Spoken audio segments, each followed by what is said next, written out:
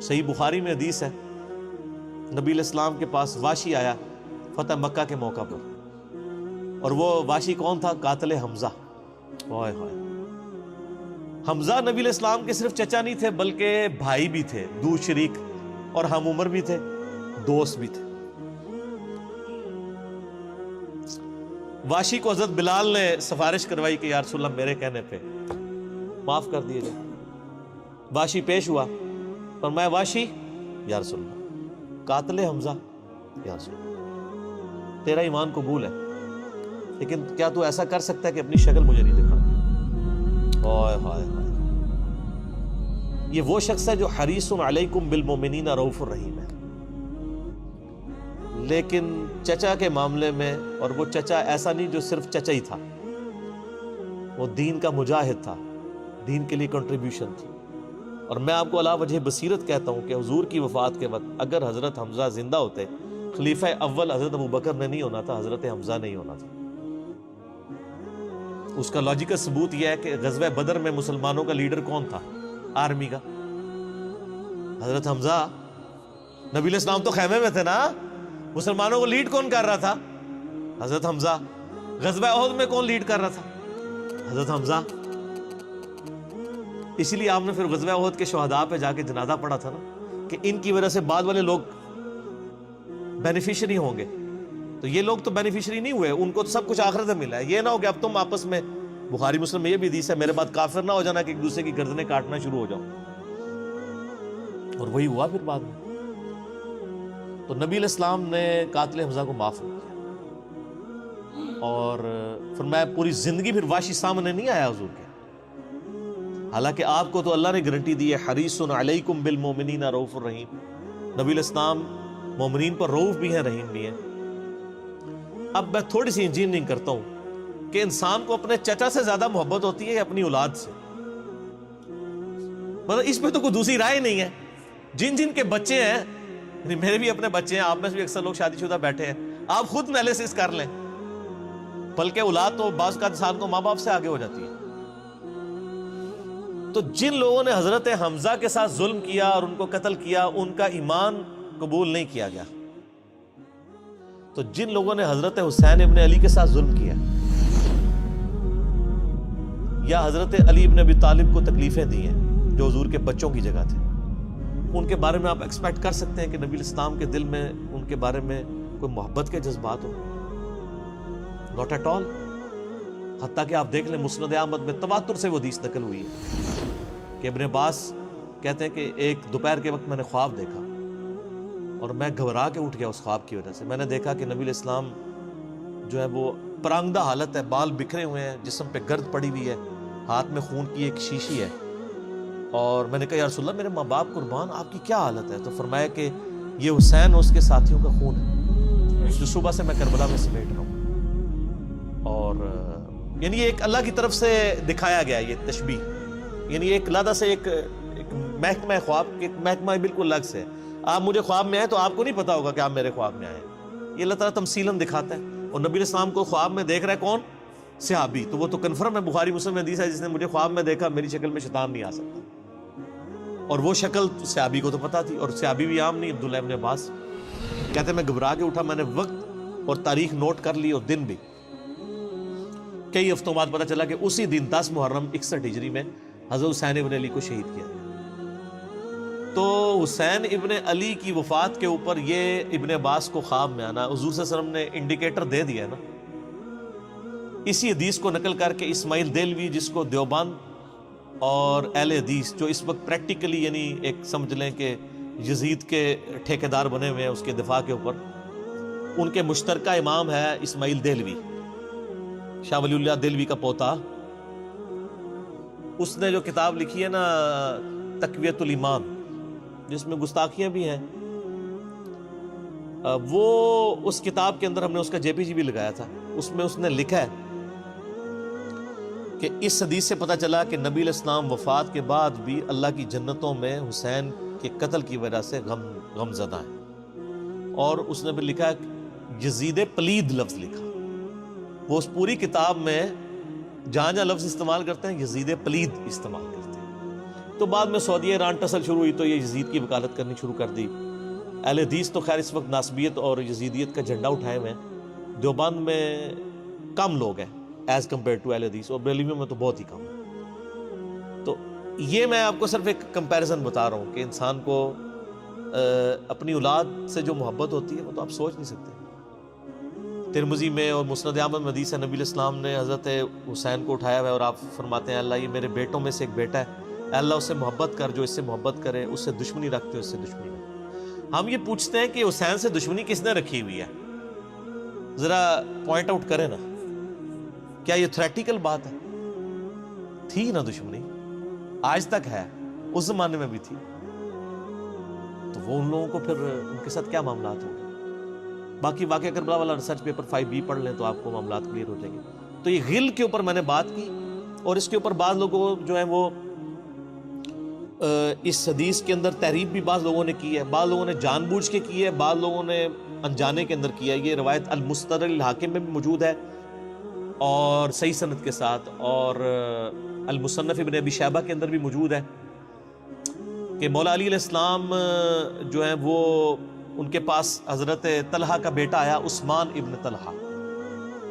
تو آپ اس کو جب ملتے ہوئے آپ نے نا سورہ حجر کی وہ آیت پڑھی کہ جو اہل ایمان کے دلوں میں ایک دوسرے کے بارے میں غل آ جائے گا نا, قیامت والے دن اللہ تعالیٰ ان کے دل سے وہ غل دور کر دے گا. پھر وہ جنت میں آمنے سامنے بیٹھے ہوئے ہوں گے, تختوں کے اوپر ٹیک لگائے ہوئے, تکیوں کے اوپر.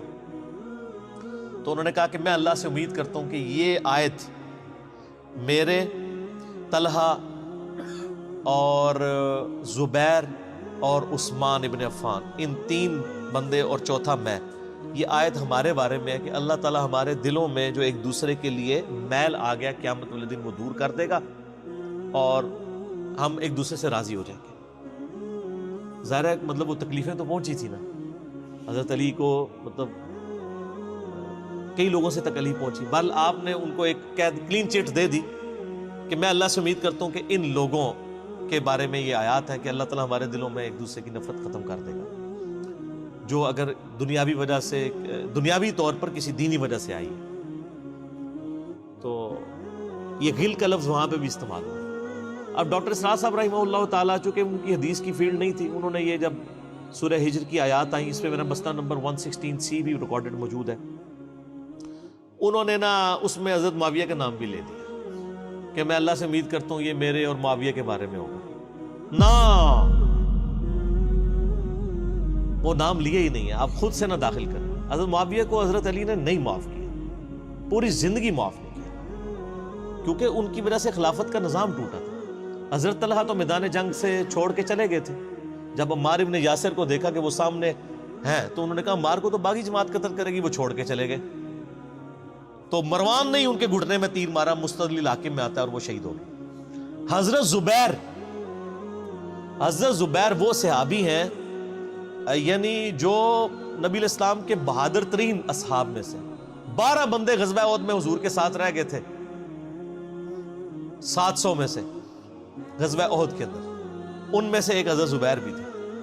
اور یہ تلوار کمال کی چلاتے تھے, اکیلے میدان جنگ میں آگے چلے جاتے تھے. بخاری میں آتا ہے کہ ان کا بیٹا عبداللہ ابن زبیر کہتا ہے کہ میرے باپ کے 2 شانوں کے درمیان اتنا بڑا زخم تھا جو ہیل اپ ہو گیا تھا, لیکن پھر بھی گڑا پڑا ہوا تھا, میں پورا ہاتھ اس میں داخل کر لیتا تھا, اور وہ زخم ان کو احد کے موقع پہ لگا تھا. ٹھیک ہے. اور پھر جنگ, اسی حدیث میں بخاری کے آتا ہے کہ جنگ یرموک کے موقع پر لوگ یعنی لیڈر کے اوپر چل رہے ہوتے ہیں, تو حضرت زبیر بھی ایک اسکواڈ کو لیڈ کر رہے تھے. تو لوگوں نے کہا حضرت آپ آگے جائیں. انہوں نے کہا جب میں آگے جاؤں گا تو میرے ساتھ کوئی نہیں آگے جا سکتا. وہ اکیلے گھوڑے کو انہوں نے جو ہے وہ ایڑی لگائی اور رومن امپائر کی یعنی فوج کے اندر گھس گئے, اور کوئی بھی ان سے لڑنے کے لیے تیار نہیں ہوتا تھا. اتنی بہادری تھی ان کے اندر. لیکن جنگ جمل میں حضرت علی کے مقابلے پہ آ گئے.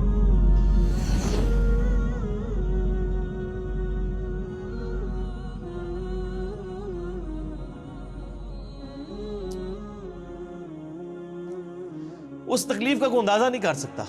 حضرت حسن ابن علی نے بتایا مولا علی سے کہ بھئی حضرت زبیر آئے ہیں, تو حضرت علی نے کہا کہ رکو میں خود چاہتا ہوں.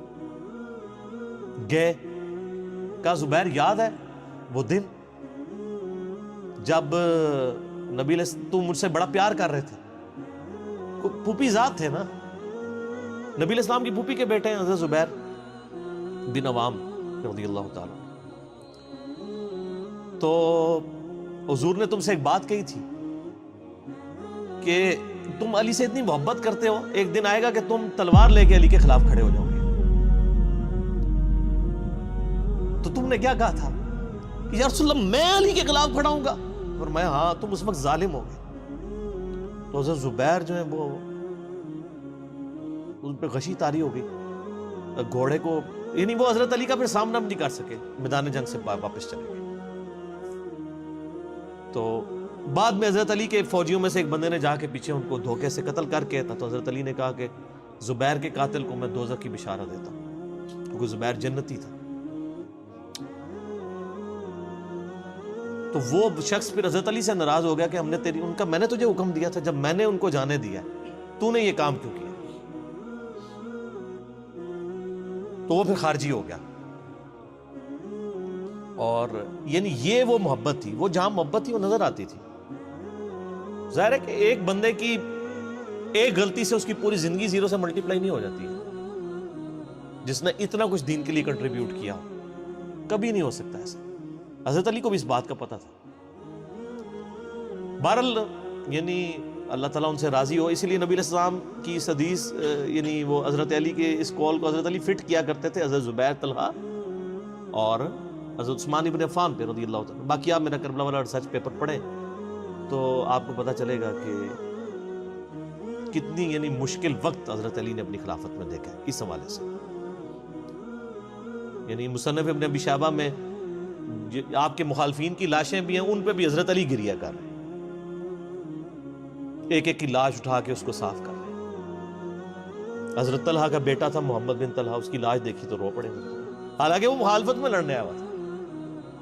پھر حضرت حسن سے کہا کاش میں جنگ جمل سے 20 سال پہلے ہی مر گیا ہوتا، میں یہ دن نہ دیکھتا. ایک ایسا شخص جس نے 8 سال کی عمر میں اسلام قبول کیا، جس نے اسلام کو زیرو سے 3 براعظموں میں پھیلتے ہوئے دیکھا، اور اب اس کو بڑھاپے میں یہ دن دیکھنے پڑ رہے ہیں کہ اس کے سامنے اسلام کا شرازہ بکھر رہا ہے، کہ مسلمانوں سے لڑ رہے ہیں.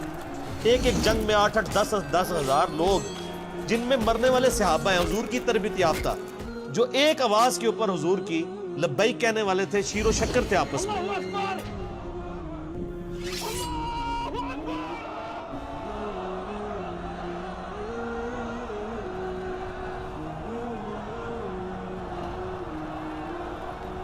آپ اندازہ کر سکتے ہیں.